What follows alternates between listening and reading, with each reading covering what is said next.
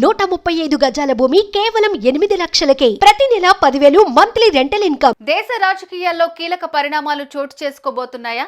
ఎన్డీఏలో కీలక మిత్రపక్షంగా ఉన్న జేడీయూ పక్కచూపులు చూస్తోందా? త్వరలో జరగబోయే బీహార్ ఎన్నికల్లో జేడీయూ, ఆర్జేడీ కలిసి పోటీ చేయనున్నాయా?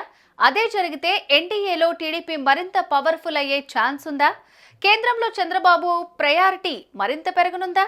ఇది ఏపీకి మరింత అడ్వాంటేజ్ కానుందా?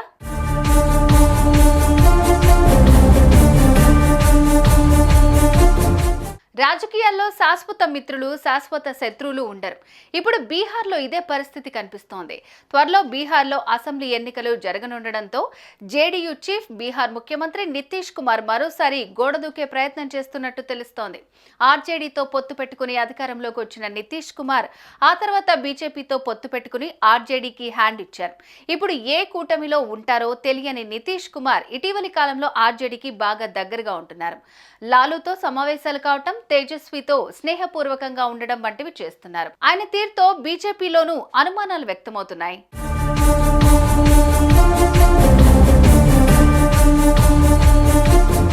కేంద్రంలో ఎన్డీఏ కూటమి ప్రభుత్వంలో జేడీయూ కీలకంగా ఉంది. టీడీపీ తర్వాత ఎక్కువ మంది ఎంపీలు ఆ పార్టీకే ఉన్నారు.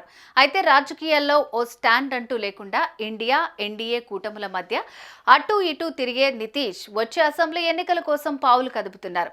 బీజేపీతో అంటిముట్టనట్లుగా ఉన్న ఆయన ఎక్కువ సీట్ల కోసం బీజేపీని బ్లాక్మెయిల్ చేయడానికా, లేకపోతే ప్రశాంత్ కిషోర్ కొత్త పార్టీని తట్టుకోవాలంటే బీజేపీ కూటమి నుంచి బయటకు వచ్చి ఆర్జేడీతో కలవాలనుకుంటున్నారా అనే సందేహాలు వ్యక్తమవుతున్నాయి.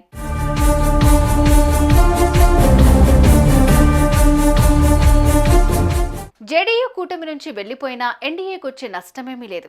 ఒకవేళ ఇదే జరిగితే టీడీపీ అధినేత ఏపీ ముఖ్యమంత్రి చంద్రబాబు ప్రయారిటీ మరింత పెరుగుతుంది అనడంలో సందేహం లేదు. చంద్రబాబు మీదనే ఆధారపడి ప్రభుత్వం ఉన్న పరిస్థితికి వస్తుంది. ఇది చంద్రబాబు ప్రయారిటీని మరింతగా పెంచుతుంది. నిలకడలేని రాజకీయ నేతగా నితీష్ కుమార్ పై బీజేపీ కూడా అంత ఎక్కువ ఆశలు పెట్టుకోవటం లేదంటున్నారు రాజకీయ విశ్లేషకులు. అయితే చంద్రబాబుపై మాత్రం బీజేపీ గట్టి నమ్మకం ఉంచుకుంటోంది. ఈ పరిస్థితుల్లో కేంద్రంలో తప్పకుండా చంద్రబాబు మరింత పవర్ఫుల్ అవుతారంటున్నారు.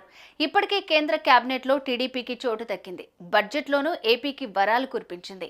ఇటువంటి పరిస్థితుల్లో నితీష్ రాజకీయంతో టీడీపీకి మరింత అడ్వాంటేజ్ అవుతుంది అనడంలో సందేహం లేదంటున్నారు.